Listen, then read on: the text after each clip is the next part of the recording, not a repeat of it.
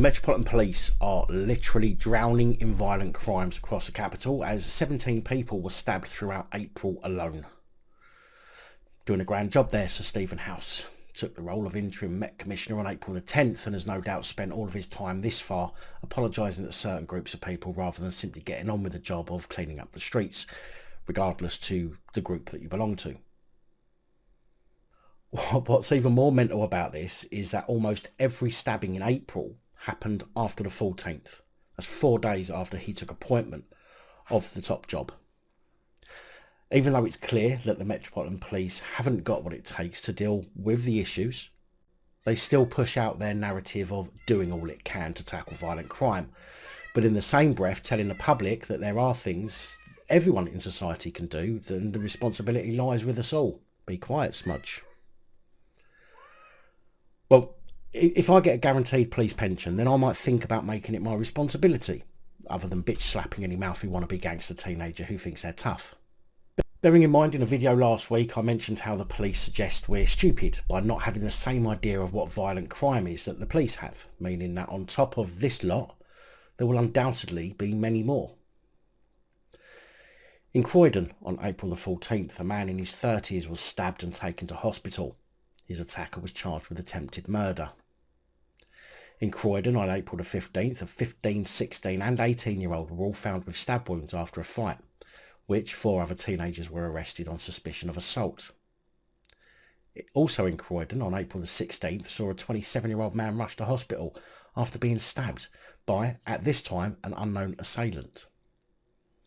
On April the 21st in Croydon, a 39-year-old man was pronounced dead, and although 3 men were arrested and then bailed, a post-mortem supposedly found that the injuries sustained may have been self-inflicted. In Lewisham on April the 13th, a 16-year-old died after being stabbed and 2 people have been charged with his murder. On April the 28th, an 18-year-old man was stabbed in Lewisham, for which no arrests have yet been made. Bromley on April the 19th, a 22-year-old man was taken to hospital after being stabbed. 2 men were arrested but were released on bail. In Orpington on April the 28th, a man aged in his 30s was rushed to hospital with stab injuries. No arrests have been made in that case. In Southwark on April the 25th, a family of 4 people were found stabbed to death at their home. In Lambeth on Monday, April the 4th, a man in his 60s was taken to hospital after being stabbed. A man was charged with Section 18 wounding with intent and possession of an offensive weapon. And in Streatham on April the 26th, 2 men were taken to hospital after being stabbed. There have, at the time of this report, also been no arrests. A Metropolitan Police spokesperson said, "Violent crime continues to be the top priority for everyone in the Met. We are doing all we can to tackle it, including having a strong and visible presence in areas with high levels of violence, targeting the drivers of violent crimes, including drugs, and focusing on prevention and diversion. Our relentless activity is having an impact, and violent crime is down in London with reductions across serious violent crime categories." Last year, January to December 2021, compared to the same period prior to the pandemic in 2019, we saw knife crime down by 32%, with 4,914 fewer offences.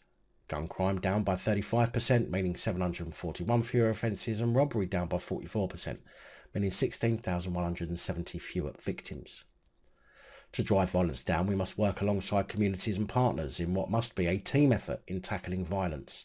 We know that we cannot tackle violent crime alone. It needs everyone to work together.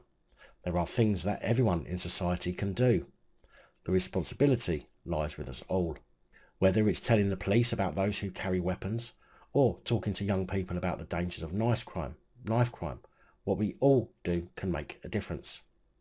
It could be as small as providing crucial intelligence about what is happening in your area to the independent charity Crime Stoppers. It could save a life. Well, not being funny, but based on the clean-up rate of crimes across the country, I personally don't see the point with telling the police anything, in my opinion.